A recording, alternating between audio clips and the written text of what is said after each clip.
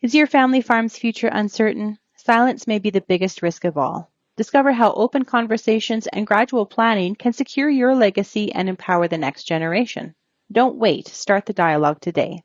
Learn more and download a transition planning checklist at fcc.ca/knowledge. It's time for RealAg Radio on Rural Radio Channel 147 on Sirius XM.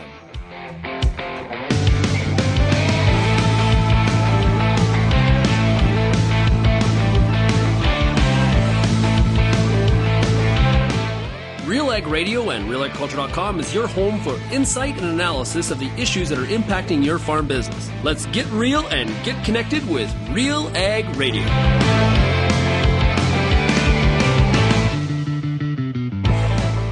Welcome to RealAg Radio here on Rural Radio 147, Sirius XM. Shaun Haney, your host on this Wednesday midweek edition of the show.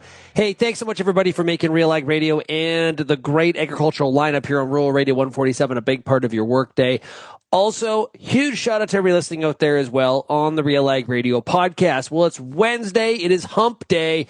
And this midweek edition of the show, we're talking to Ted Seifried from Zaner Hedge, based out of Chicago. We're going to break down the markets with Ted. Love chatting with him and the team at Zaner. And, here's the thing. Ted is a fellow diehard Chicago Bears fan. So we will no doubt talk about the Bears from a football perspective. I'm hoping that he's talking bulls when it comes to the market discussion for all the crop farmers out there. Of course, livestock's like, whoa, don't get too carried away. We want our feed costs kind of low. That is the friction we have in agriculture. But some of these income statements on the cropping side could definitely use some more bull and less bear when it comes to the markets. We got Lauren Comin today from Seeds Canada talking about CFIA's consultation report on seed regulatory modernization. We talked to Doug Miller from CSJ last week. Today we're talking to Seeds Canada, so we'll get her response to that. And then we're going to talk to Justin Funk. We're going to play the latest episode of the RealAgristudies Insights Panel podcast. We're going to get the farmers' reaction, the farmers' sentiment when it comes to grain movement and trade infrastructure in the country. Looking forward to showing you some of that stuff. Do you think that railways are held accountable? Do you think we do a good job moving grain? Do you think we have the capacity to move the grain when we need to?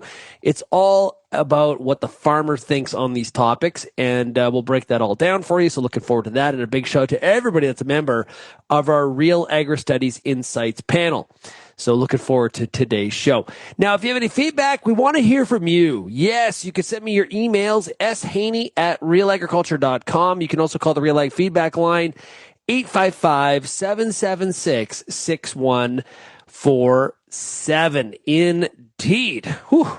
Hard to believe. We're already the midweek edition. And remember that this week we've got not only the Farmer Rapid Fire coming up tomorrow, but we also have the RealAg Issues panel on Friday. We'll be joined by Marvin Slingerland of MNP. So lots to chat about. You know what? We got some interesting feedback on the interview yesterday with Jim Wiesmeyer on these IEEPA tariffs. And it was a real kind of mixed bag in terms of some people believing very strongly that Trump is offside legally when it comes to these tariffs, and the appeals court showcases that. And I think Jim did a really good job of okay, this is sort of you won the battle, but maybe haven't won the war. And there's other chapters in this book. And this is an interim step. It doesn't mean the president's given up on tariffs. And, Kelvin pointed out to me as well, Canada still faces IEEPA tariffs. Still, okay? So Canada and Mexico are a little less susceptible to what other countries have faced in this regard, but there's still a 35% tariff on non-USMCA compliant goods. That's where the IEEPA tariffs come in. Okay, so and I know it gets very confusing because there are so many different layers and tariffs and percentages, so we all get lost in it. So I think it's a really good idea to kind of circle back and remind ourselves, okay, this is what we're talking about. That's what we're talking about when it comes to these IEPA tariffs. It goes back to some legislation from the mid-70s. It was like 72 or 77. Congress gave the president this kind of control or I guess power to do something like this when it comes to the idea of national security. So really appreciate Jim joining us yesterday, and keep that feedback coming. Keep it coming. Love to get your impressions and your thoughts based on all the different guests that we have come here on the program. Okay, let's take a break. When we come back, we've got Ted Seifried of Zaner Hedge. We're talking Bears football, and yes, we will get to the markets as well. You're listening to RealAg Radio, Rural Radio 147. It's now time for a product spotlight with BASF. Leanne Harder, what should farmers consider when selecting canola hybrids for next year to reduce some of these harvest losses? At the end of the day, if you choose to, whether it's swap at 60% or let delay swap or straight cut, choosing a hybrid that does have that pod shatter reduction as well as reduced pod drop will allow for them to recognize the yield potential of that hybrid. There's risks associated with swapping too early, swapping too late if they don't carry those traits. Mechanical disruption to the plant can also cause that shatter loss that characteristically we saw before we had pod shatter reduction in our hybrids. Environmental pressures can be extreme. So if 90K winds and you've let canola sit and it's fully mature, you might still see some loss, but you're choosing to risk mitigate with choosing to grow an InVigor hybrid that has that pod shatter reduction and reduced pod drop, because then it really truly allows them to have that confidence that losses should be minimal at that point. So if somebody wants more, where do they go? agsolutions.ca/InVigor. Maizex Seeds is 100% focused on Canadian farmers because Canadian agriculture deserves a national seed company rooted right here at home. Known for high-performance grain, silage, and grazing corn, Maizex is now bringing soybeans. And, new for 2026, Maizex canola to farmers in Western Canada. Maizex is committed to helping you get more from every acre, field by field. Crush it with Maizex by visiting maizex.com today to connect with your local Maizex Seeds representative.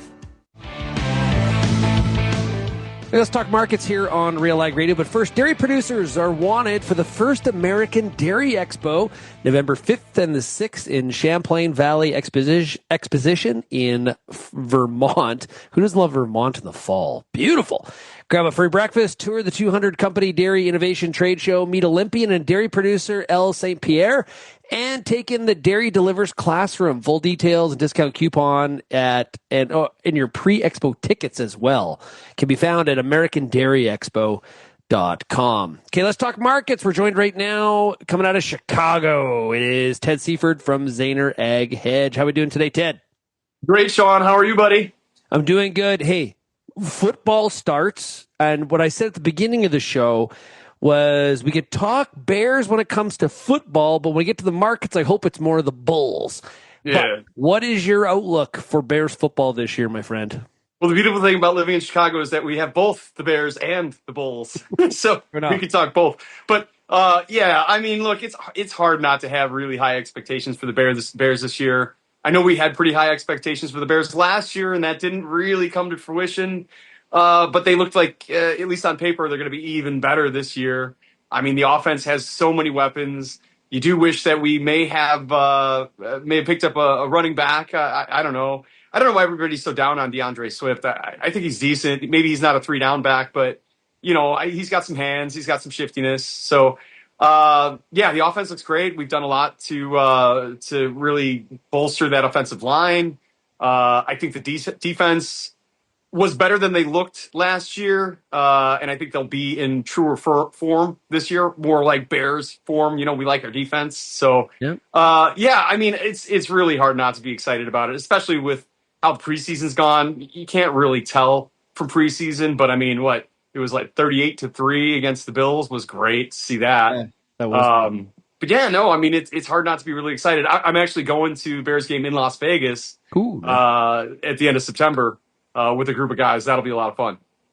Good stuff. Well, that's pretty as long as the quarterback can get through maybe the first two reads once in a while and not run backwards. That we do a little bit less of those things. We're going to be a lot better than we were last year. Okay. So, Ted, markets. I get, we had a couple weeks ago, we had the WASD where they were like 188.8 on corn, Pro Farmer Crop Tour, which you were out on, you were scouting on, you saw it firsthand, down in 182 and change. What are you thinking? What's your number?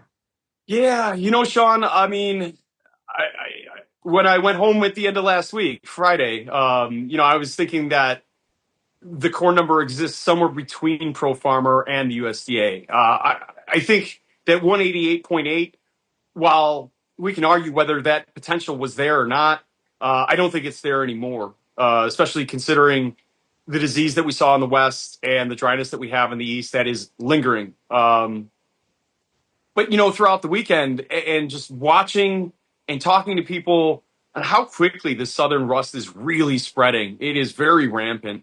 And I got to say, it's we see rust every year out on tour. This was more than I've ever seen in my 11 years of being out on tour.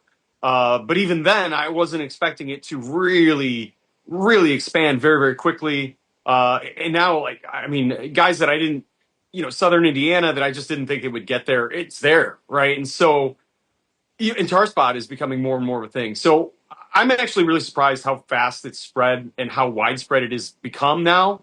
I'm starting to lower my expectations on corn yield, but I was talking to a guy in Texas earlier today, and he's like, "Look, we have southern rust every year, and we fight it every year, and we are continually, we're applying fungicide."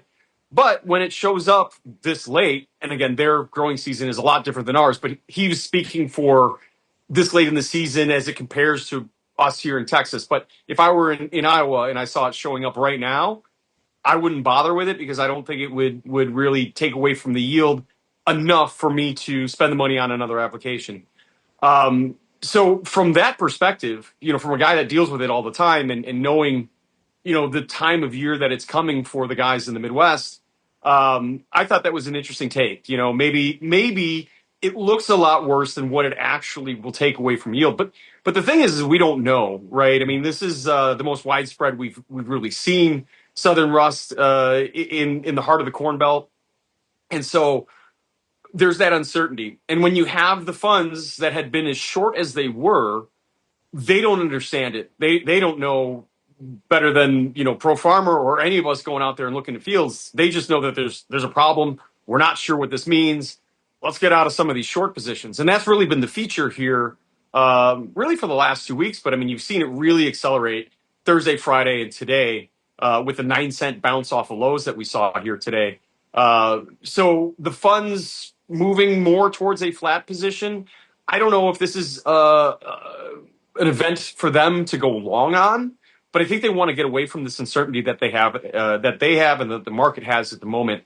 And I think that's creating a pricing opportunity for producers. I don't really get the feeling that we're going to go straight to the moon here. I don't know if we're going to go take out those February highs, for example. But this is a nice little pre-harvest bounce. I do think there's a lot of bushels that are going to get sold, though, once we get into harvest. I'm not convinced that we have our harvest lows in, quote unquote harvest lows, because obviously, coming in at the 12th of August for corn and the 6th of August for soybeans, that's well before we even started harvest. And when we do that sometimes, right? But when we put in pre-harvest lows, it's usually a function of two things. One is we have a whole lot of old crop bushels to move. And that's not really the case this year. I mean, we ended up with a much tighter balance sheet for both corn and beans than what we were originally expecting. Exports were better than expected. I don't see a ton of bushels out there that need to get moved in order to clear out space to store this new incoming crop. And then the second thing is when you have a new crop that's coming in a lot lighter than expectations, which maybe that is the case. However, Sean, I still think this is a really big crop, especially for corn. And we didn't have any of the summer weather rallies. It's been 2 years now since we've had any, midsummer weather scare spikes that have gone up and hit those resting orders that guys have. If you're well trained on your marketing regimen, you have these orders resting to get hit by these weather spikes during the growing season. And for 2 years in a row, that hasn't happened. And now we've got guys that are really undersold going into this harvest. And again, maybe it's not a 188.8, but let's say it is closer to the Pro Farmer 182.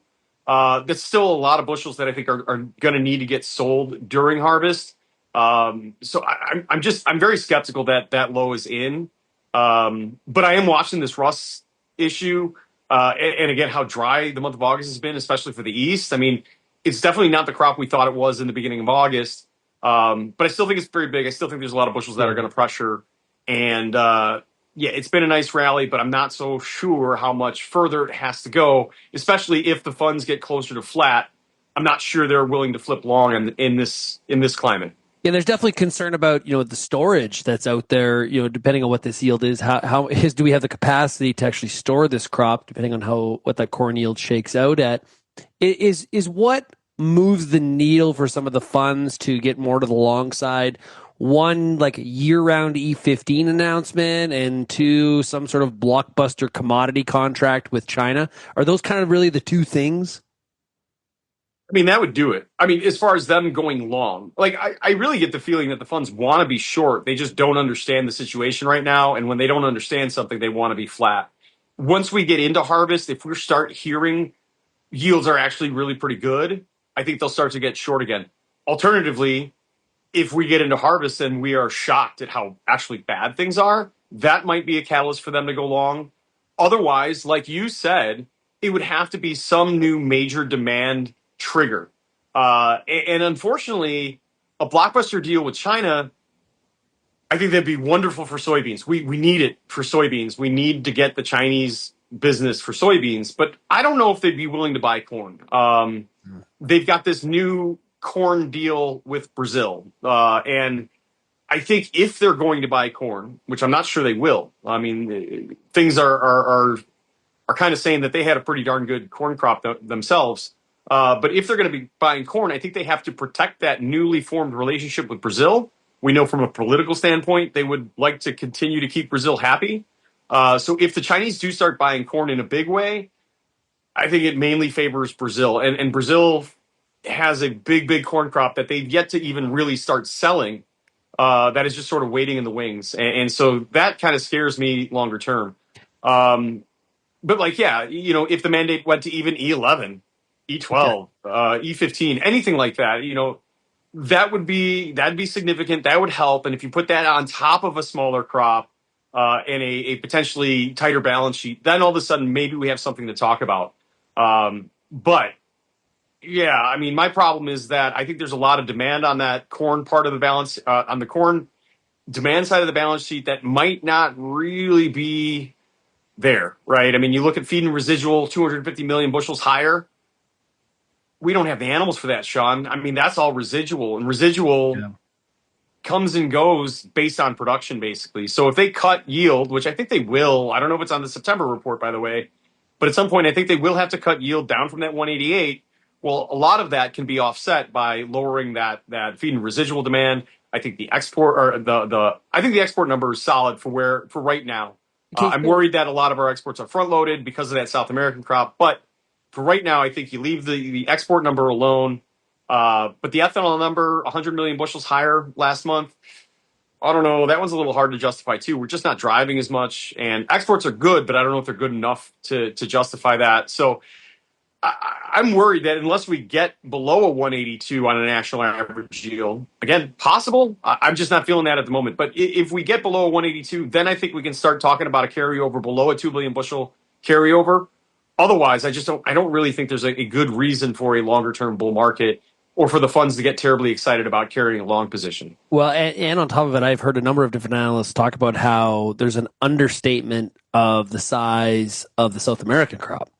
Yeah. So that's like a whole nother, like I think it was, I'm trying to remember who I heard it about, if even if you were down to like a 184 on the U.S. corn yield, it doesn't really change their balance sheet because of how they think there's actually more crop out there in South America, for example. Yeah, Shaun, like that Brazilian corn crop, I mean, the USDA has been very stubborn about keeping it at a 132 million metric ton crop. I mean, there's been a lot of estimates, private estimates. Even CONAB is higher than the USDA, which is a very rare occurrence. Usually the USDA is significantly above CONAB. I mean, there's a lot of things saying that Brazilian crop's a lot closer to 140 million metric tons.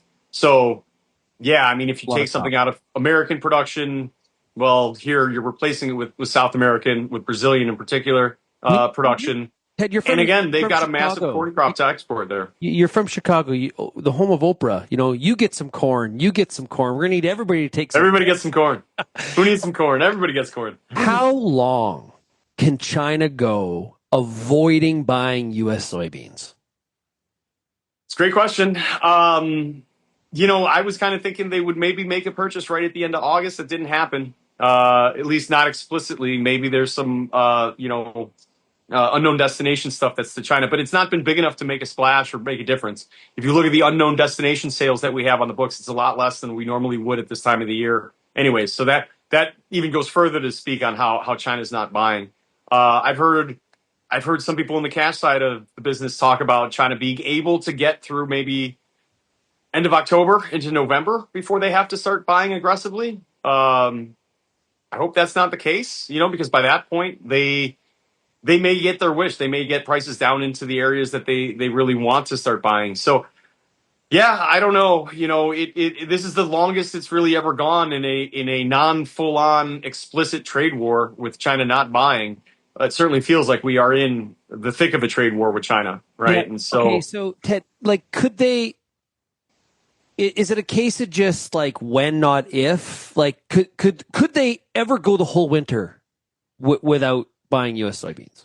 Yeah, no, I don't think so, Sean. Okay, yeah, that's what I thought. I think it is a case of when, not if, but also how much, right? Because it might only end up being 60% of what we were expecting from them, and that would have a huge impact on our exports. There's not enough.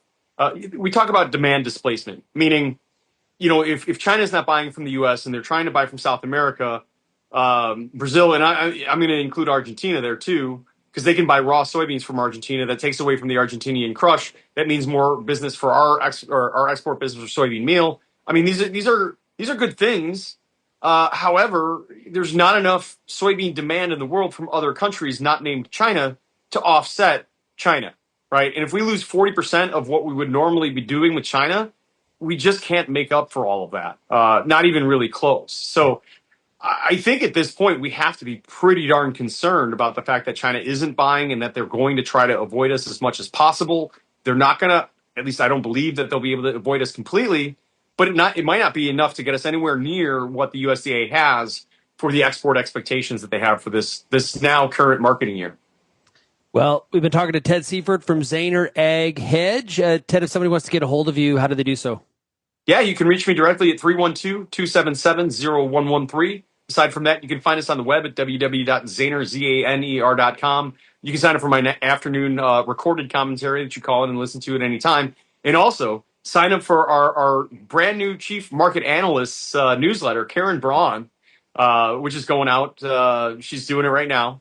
And then I'm also on the Twitter or the X. I'm at the Ted Spread. Nice. Well, I get Karen's newsletter. It's fantastic. So encourage everybody to check that out, of course.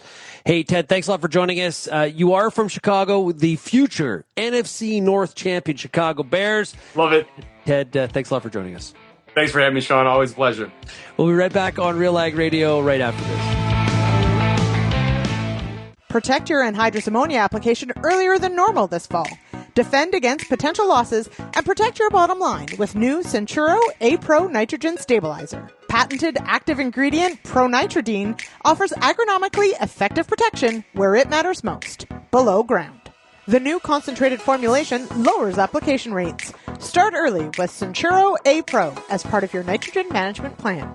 Contact your local retailer or visit centuro.ca for more information today.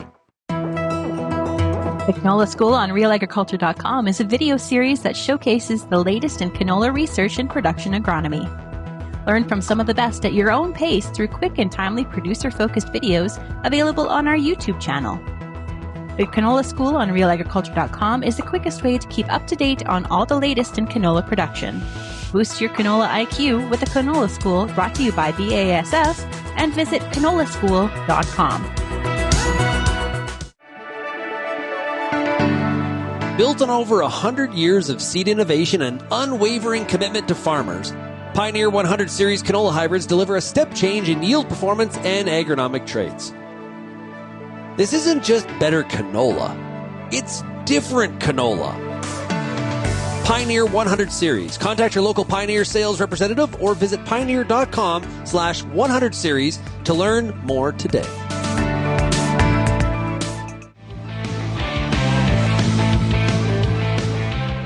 With deep roots in agriculture, MNP helps farm businesses make confident financial decisions from planning to growth. Their advisors are here to support your success. Learn more by going to mmp.ca. Well, last week we talked about the seed regulatory modernization and CFIA putting out a consultation document. We got the comments from the Canadian Seekers Association. And now we're going to hear from Seeds Canada. Joining us is Comin, who's the Director of Policy with Seeds Canada. Lauren, how are we doing? Good. How are you, Shaun? Doing pretty good. Pretty good. Okay, so I guess, what is your impression of what CFIA published? Mm-hmm.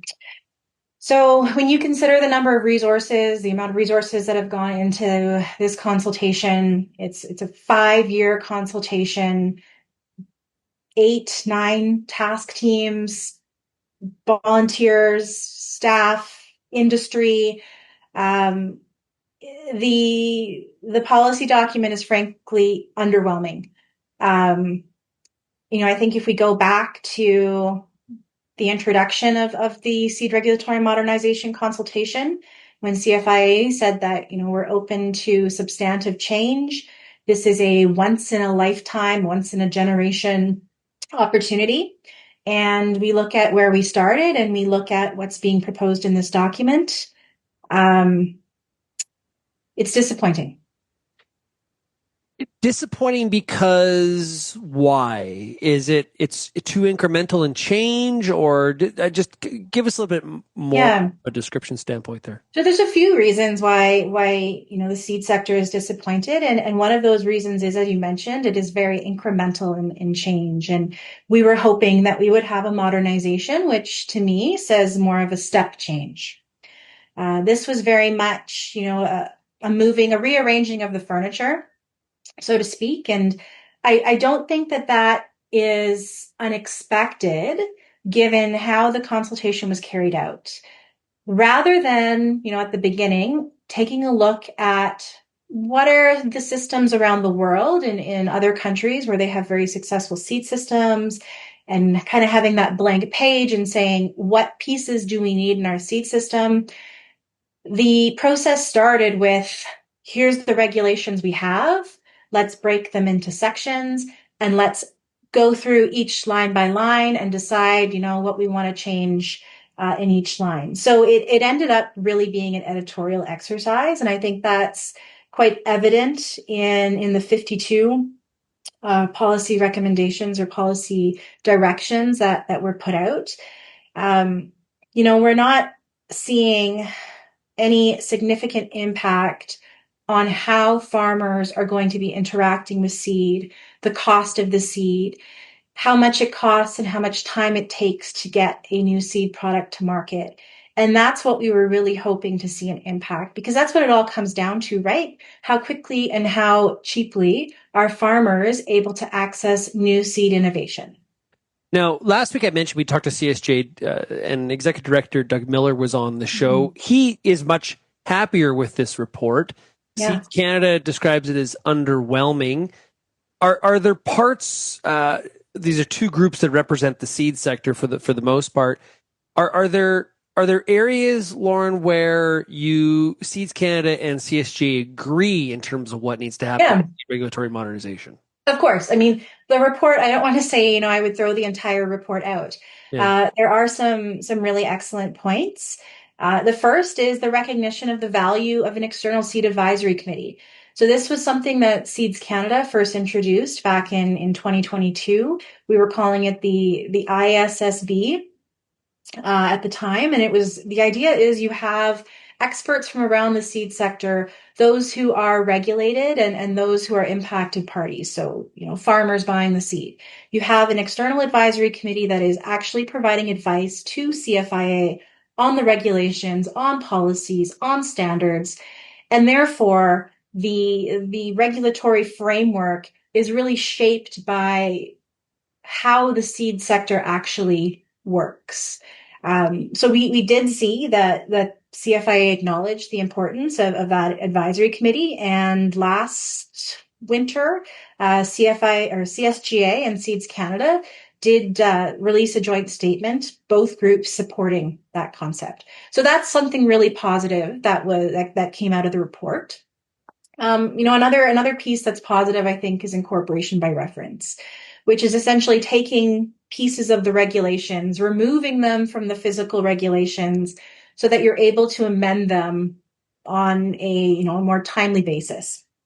Now, I mean, in and of itself, that is not modernization. It's helping to facilitate future modernization, but still it's positive, because when you think of standards and other pieces that may change more frequently than once every 20, once every 30 years, you really want to have a mechanism to do that without one of these, lengthy, expensive 5-year consultations. Can you give us an example of something that Seeds Canada was pushing for, asking for, that, for a lot of our audience, they're not in the seed industry. They're farmers. They're buying seed, but they're not necessarily participating in the sector from the value chain perspective. Is there an example you can give us of what you were asking for that maybe doesn't show up in this report? Yeah, I mean, there's a few things that show up, but show up as flagged for future exploration, which, when you consider a 5-year consultation, that should have been plenty of time for exploration. So one of those items is first-party inspection of seed crops. So not having to hire a third-party inspector to come out if you have adequately trained, personnel to be able to do that inspection for you on site. That one was flagged in the report as explore it in the future.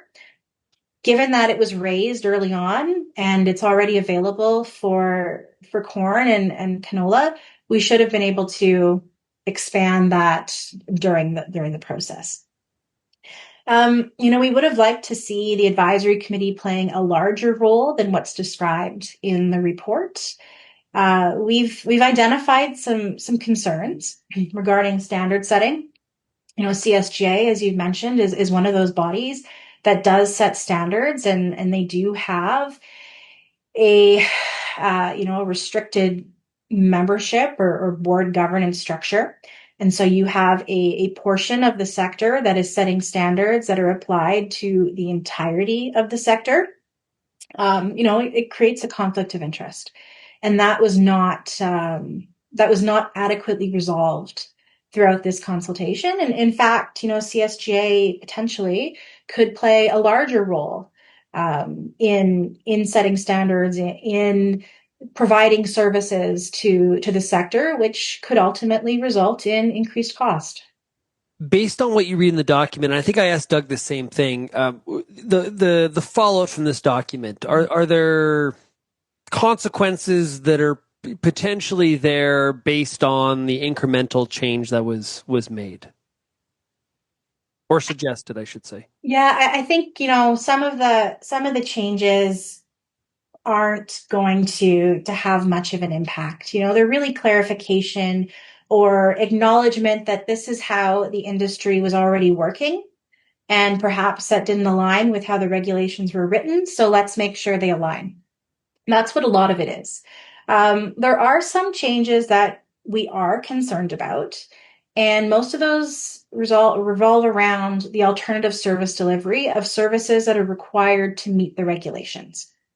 So obviously CFIA, all government departments are looking to cut costs right now. So one of the ways that they can cut costs is to reduce regulations. Then they don't have to provide services for the regulations. Then they don't have to provide enforcement based on those regulations.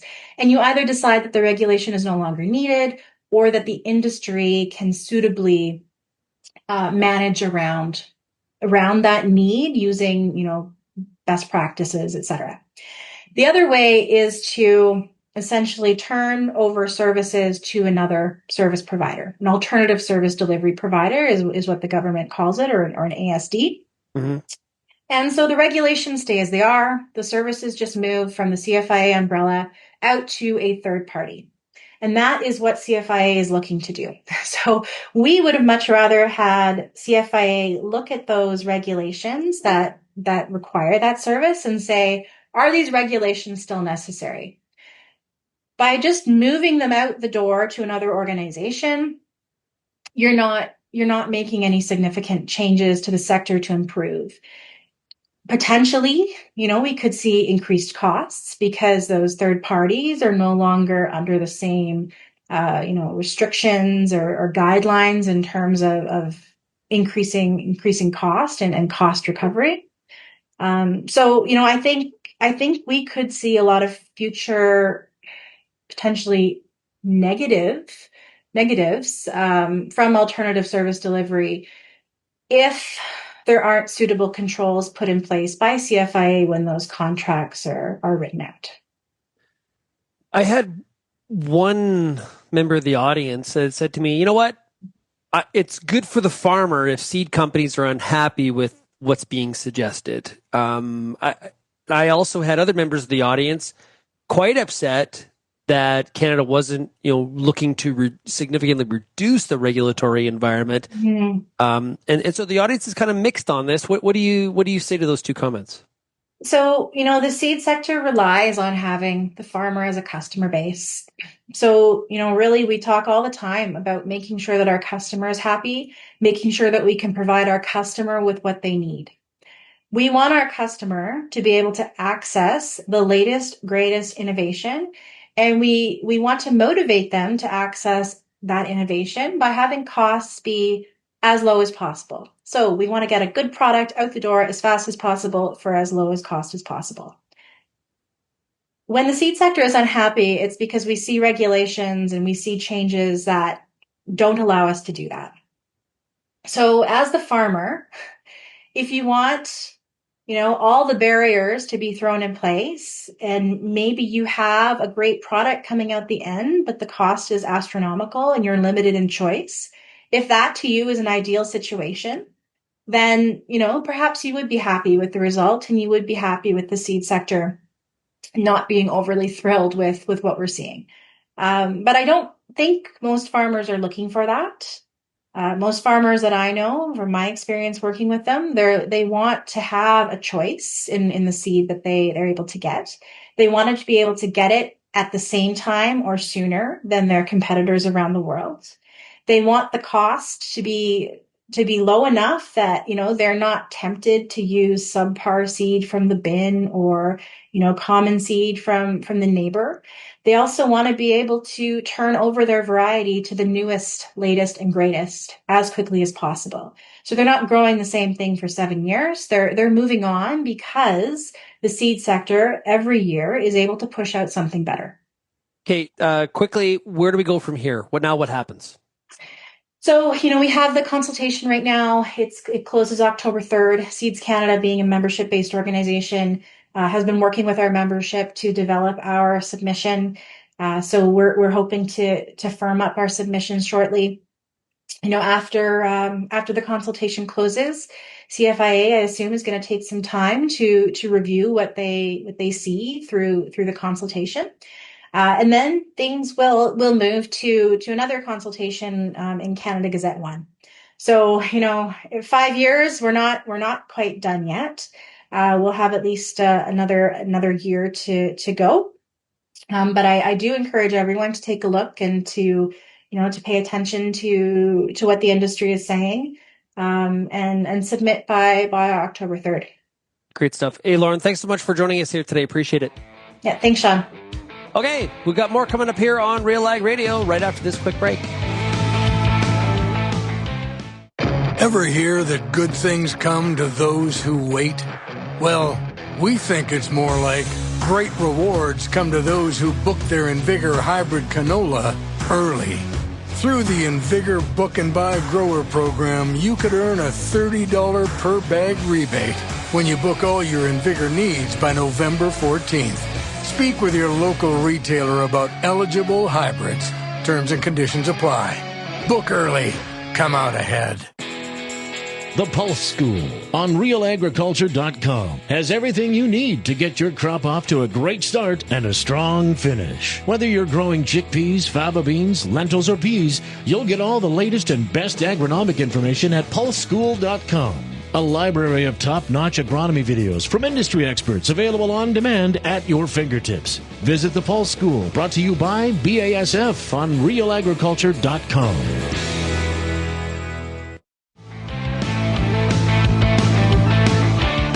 From nutrient management to the latest weather, market, and ag trends, The Dirt, an economics podcast, is your place for farm-smart topics to boost your profitability.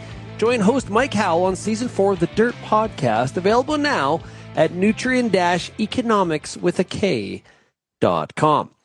Well, with RealAgristudies, which is a partnership really looking at market research in the Canadian market with Justin Funk of AgriStudies, RealAgristudies really tries to give the voice to the farmer to essentially make sure that they are heard instead of their opinions being hijacked. And farmers believe this, farmers believe that. Well, we get to the source of it and really try to shed light on a number of different topics that are really impacting the world of agriculture. Obviously, we do every quarter the Canadian Farmer Sentiment Index that really is showing farmers are concerned about their current farm and future farm profitability. But also, we dive in on more topical sort of things as well. And make sure you download the Real Agri-Studies Insights Panel podcast. I'm going to play for you the latest episode that's going up here right away. And this one's focusing on some questions we asked in July around grain logistics and trade infrastructure. Let's have a listen. Today, we're going to look at grain logistics, Justin, and farmers' confidence or their thoughts on basically the industry's ability to get grain and oilseeds from the farm to the port. Yeah, you bet. So we actually finished the Canadian Farmer Sentiment Index survey with this set of questions. And the first question related to this was related to satisfaction with grain movement in Canada. And our conclusion here is that 44% indicate that they are satisfied with grain movement in Canada. The numbers vary quite a bit. We do have, I just want to point out at the bottom, does not apply to me. I do not ship grain, 7%.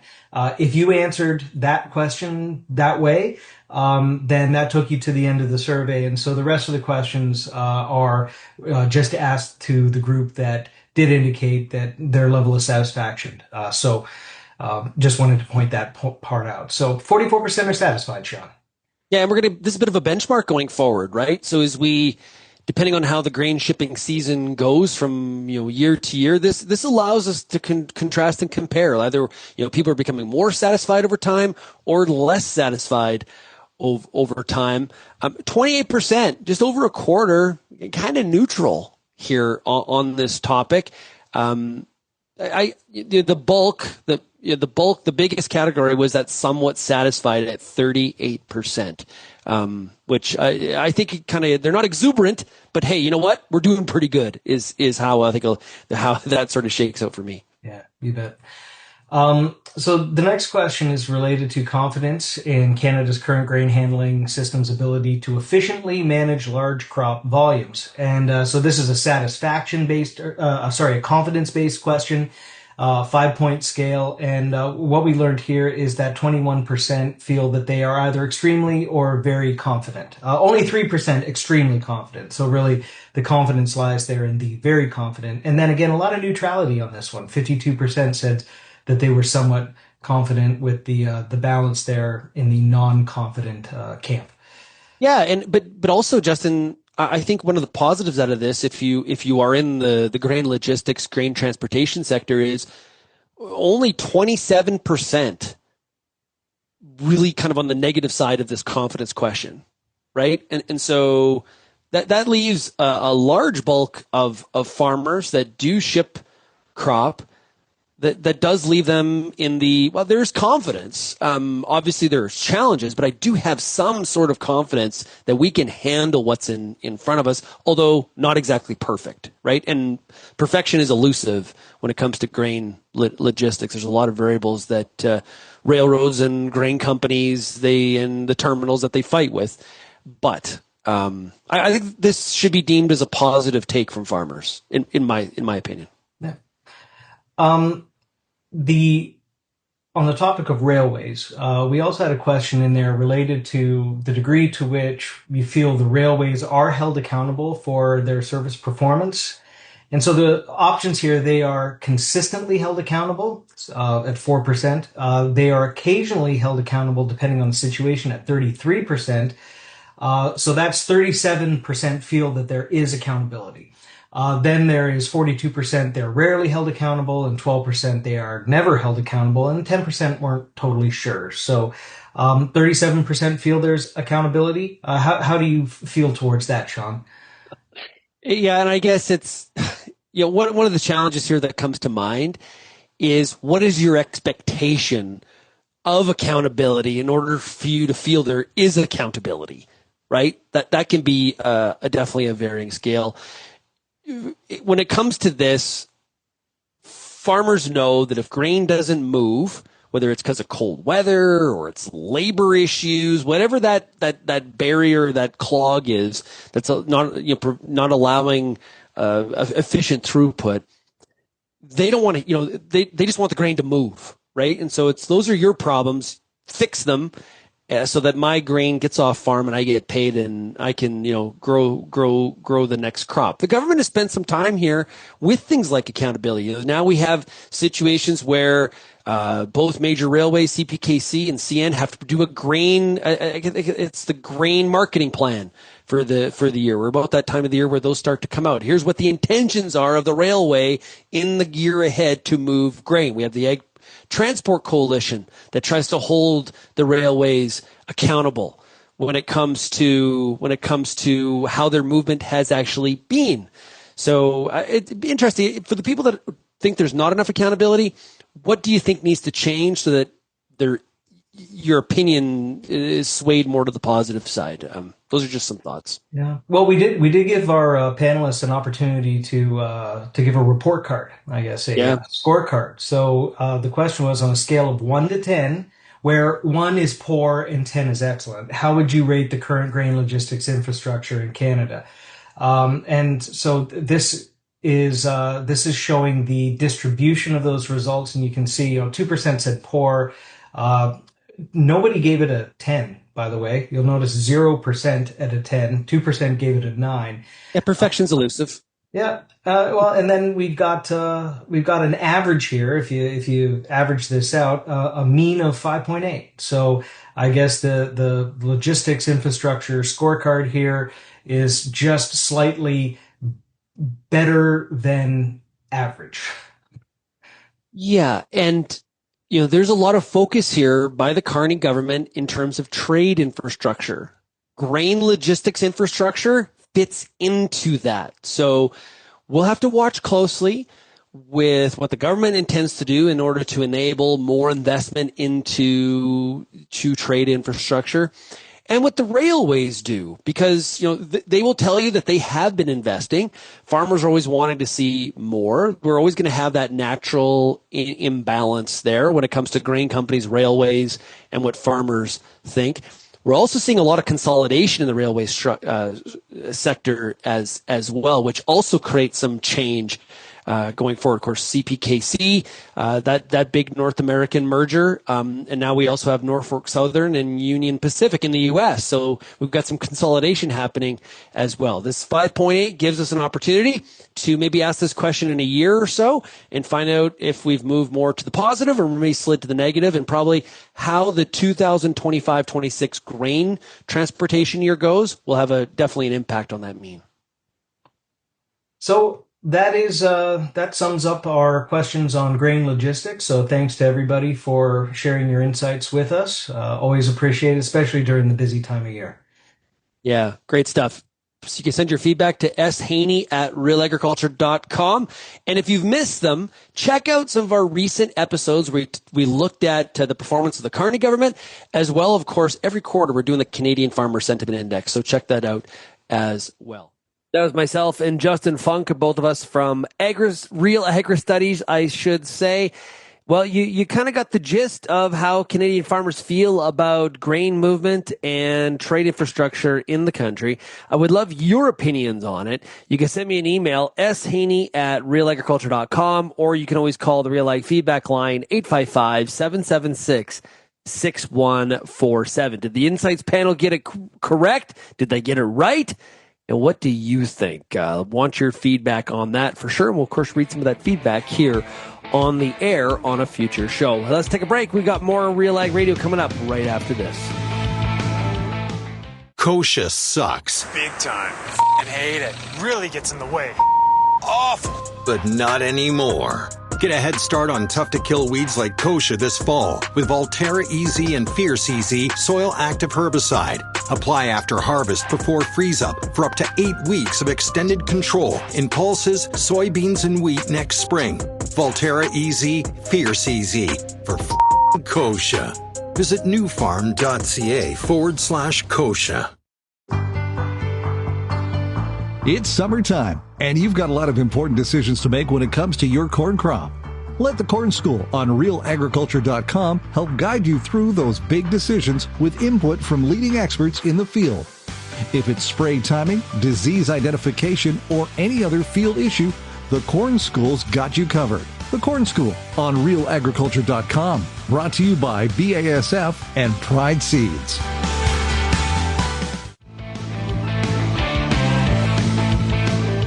You've always farmed smart. Of course you have.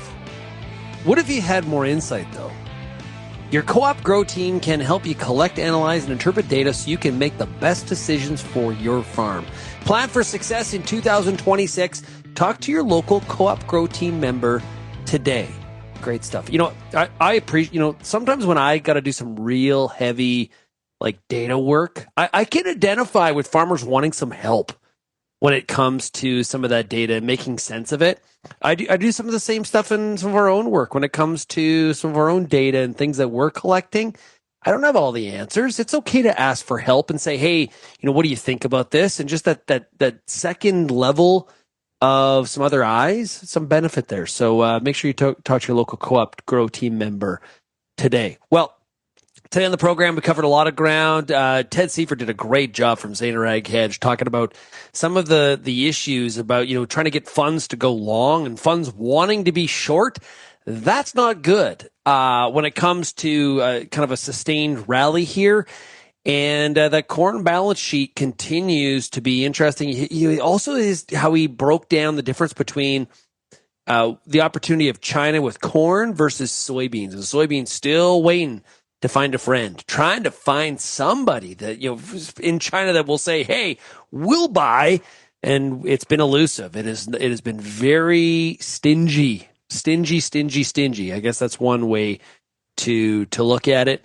Encourage you to send your feedback. I want your perspective on all these different issues. Maybe you've got a suggestion of a topic you'd like us to cover and some guests we could bring in. We're always trying to bring in lots of different opinions and thoughts and perspectives on all things that are going on in the world of agriculture.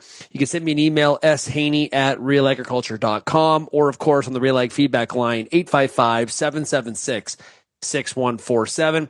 Tomorrow, I will be out. Lindsay Smith is here. She'll be doing the Farmer Rapid Fire, brought to you by Comin of Seeds Canada.